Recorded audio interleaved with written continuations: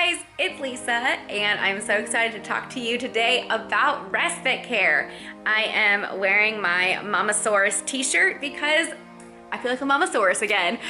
So as you may know, my husband Peter and I, we had a placement in our home for over 2 years.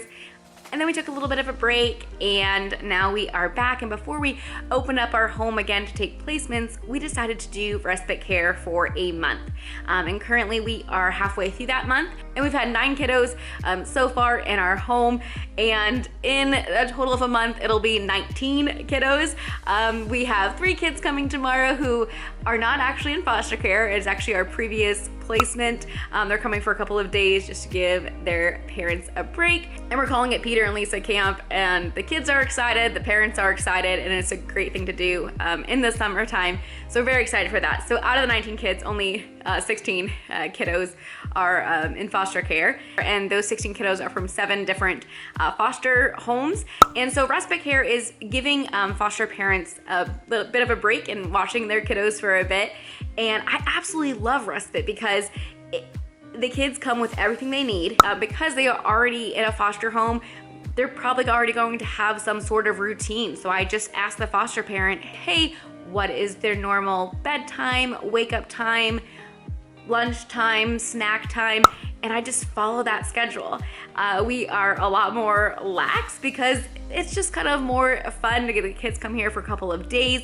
The longest we had a placement for so far was 6 days. So actually it was 9 kids in 7 days. And the 4 kiddos that were here for 6 days, they just left yesterday. So even in this, crazy month of taking care of lots of kiddos, currently we have a 1.5-day break right now. So it's been absolutely amazing. So I just want to talk through respite, how it's been going, and how we have our house set up for respite, and what we have done to help things run smoothly so far. It's been absolutely incredible.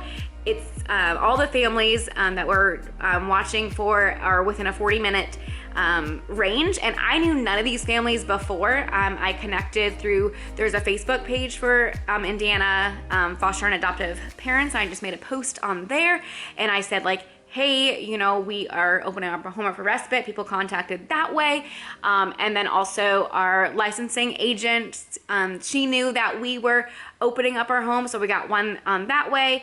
And then another one was like through a friend of a friend. So it has all worked out great, but it's been great to meet different people in the area. There's a lot less stress with respite. You're not having to worry about the court dates or the court plans. You're just there to take care of the kids. And I love summertime because we can go to museums, we can go to splash pads. Very, very thankful for our home to be able to help, provide this for families. And in the state of Indiana, you actually don't have to be a licensed foster parent to be respite. We had friends and family be able to watch our previous placement. What they had to do was get a background check and get fingerprinted, and those costs were covered by DCS. It would take about a month usually to, get that going. And if you're not licensed, you're really just gonna be watching other family and friends foster kiddos. But if you want to get licensed to help other foster parents, then you can get licensed and just do respite. We did get to meet all of the placements ahead of time before coming here, except for one. The foster parents knew that those kiddos would have been completely fine with us, so they didn't feel like they needed to meet us ahead of time. But then another one we just did a video call with because they were a little bit further away. And other ones came here and got to spend time in our backyard. We had popsicles and got to see where they'll be staying. So that was really great to be able to meet the kids ahead of time. But when they came over, depending on the age of the kids, not everybody, but we would show them not only their rooms, but we also kind of went over the house rules just so they know what to expect. And I've shared this in other videos before, but I think it's very helpful to have these house rules and to just kind of set up for the kids. And at the same time, we are also like super more flexible with kiddos for respite because we know they're only going to be with us for a couple of days. And we've done things that we really wouldn't do normally. For example, one of the mornings, one of the kiddos wanted a hot dog for breakfast. And, you know, normally I'd be like, no, we're gonna have like cereal or like eggs or something more breakfasty, oatmeal, pancakes, something. But you know what? I was like, you know what? They're just with us a couple of days, and if this is what's gonna make them feel comfortable and they're gonna be fed, sure, they could have a hot dog. And so we did that for 2 of the mornings that they were here, and it's totally fine, right? Because they are going to eat and it's gonna be fine. But I was like, and it's just respite. We're just kind of the fun babysitters. Obviously we do have a lot of structure. The kids really respond well to structure. So again, it's so nice that the foster parents are able to tell you what their normal schedule is, and you just are able to stick to that. I'm loving respite, if you can't tell. So definitely consider opening your home for respite. Maybe you're like, I cannot do this foster care thing, but I could open up for respite. I will say I did get sick the first 2 days of taking care of kids because I forgot how germy kids are. And like we at that point we had someone come that I wasn't expecting, and that person was older, and then we were also taking care of 2 younger kids at the time. So the 2 younger went to bed early and they woke up early, and then the older one, he did not go to bed early. He wanted to stay up to like 11 and play games, and that was wonderful. We absolutely loved that. But it meant that then my sleep was cut short.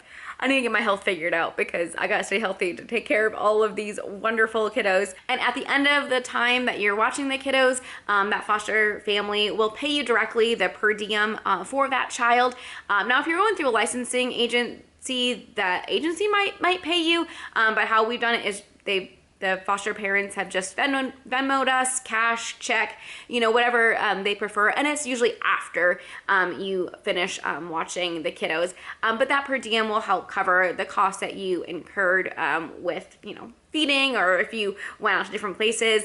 And it might cover some of the costs on the front end as you set up your home. So one thing that we did purchase that we didn't have in our home before was some silk pillowcases. And we got these on Amazon. I'll leave a link in the description below.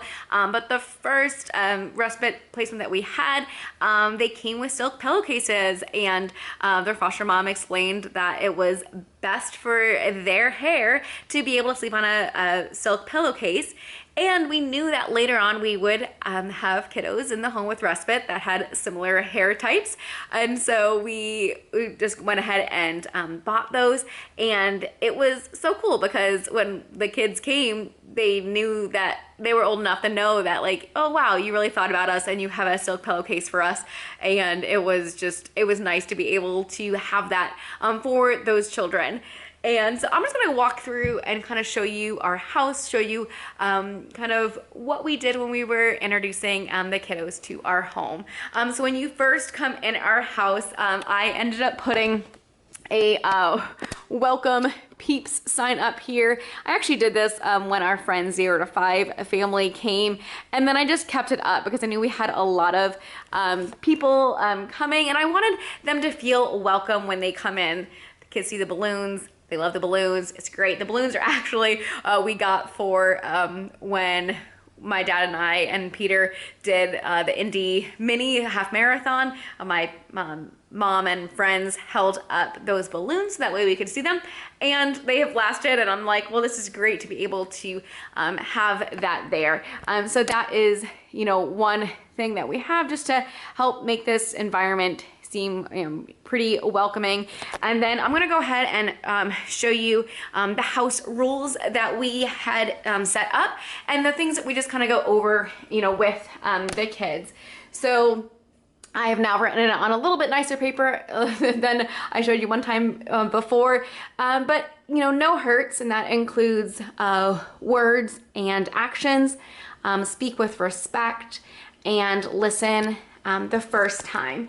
So that has been good to be able to go over with them. And then we also have these in the home, and that's just letting them know that in this house, they are safe, they are loved no matter what, they are capable, and they are responsible. Again, just for kids that are a little bit older, for them to help understand that, you know, they are safe here, that we're gonna have a great time, and that they, you know, are responsible and they can, you know, have some responsibility. The kids have been absolutely loving the backyard, and we have, each time we have, you know, in between placements, it takes about an hour to an hour and a half to kind of reset the house, to change the sheets out and to, you know, clean up the messes in the backyard. And we've had lots of balls and frisbees and things go over to the neighbor's yard, and I'm very thankful for our amazing neighbors who either kick it back or, you know, let us come over to get it from them. The playroom is currently still a mess. I haven't touched this yet since the last kiddos left. But what I love with this playroom is there are enough toys in here to keep any age child entertained for like 2 full days. So I had all these like things planned, but like a lot of the kids are just like, actually, can we just stay here? And I'm like, yeah, that's fine. So that's the nice thing with Respite is kids love new to them toys. And so I will say, like, probably age 10 and down in this room can be entertained for a long time. And then with the older kids, we've been having a lot of fun playing games with them. So definitely having a lot of different toys. Again, kids just love new to them toys. Now currently the rooms are set up for our previous foster placement. They're coming in a couple of days. So got the bed set up and we've, you know, changed so many times the different combinations based on if girls or boys or what age of child it will be in the room. And this one's set up currently for the girls. And so yeah, we have the okay to wake clocks. I know I've talked about these before. Absolutely amazing. It really helps when kids are in a new place for them to be able to know when is it time to actually get out of bed, and the clock will turn yellow.